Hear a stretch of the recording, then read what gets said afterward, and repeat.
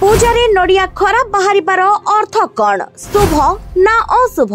आमे जेते बेले पूजा करंती जदि सही समय रे नैथिबा नड़िया खराब बाहरे तार अर्थ कौन होई थाए? एहा शुभ ना अशुभ होई थाए? आम हिंदू धर्म रे पूजा पाठ करिबा पई बहुत गुड़िए नीति नियम रहिछि।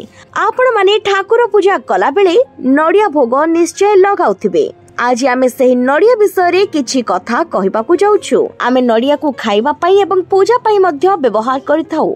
जे कोनोसी शुभ कार्य करिबा पई मध्य नड़ियार व्यवहार करा जाय थाए, काहेकि ना नड़िया प्रयोग द्वारा सब कार्य शुभ होई थाए।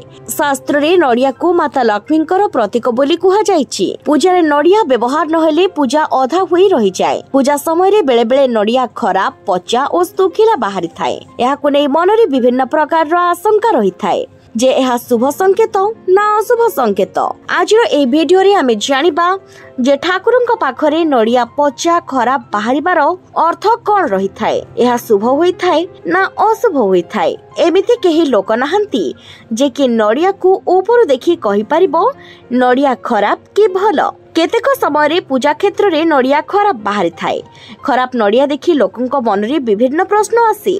केतेक लोक अशुभ बोली कहि थांती। वास्तव रे पूजा रे बाहरी थिबा खराब नड़िया बहुत शुभ अटे। आपण जानिबे आपणक जीवन रे किछि भलो हेबाकू जाउछि। हिंदू धर्म अनुसार पूजा समय रे नड़िया खराब बाहरिले एहार अर्थ पूजा बेले आपणक भोग प्रभु ग्रहण करिसंती। सेथि पई आपण खराब नड़िया को नै चिंता करंतु नाही। पूजा रे खराब नड़िया बाहरिबार अर्थ खूब शीघ्र आपणकर मनस्कामना पूर्ण हेबो।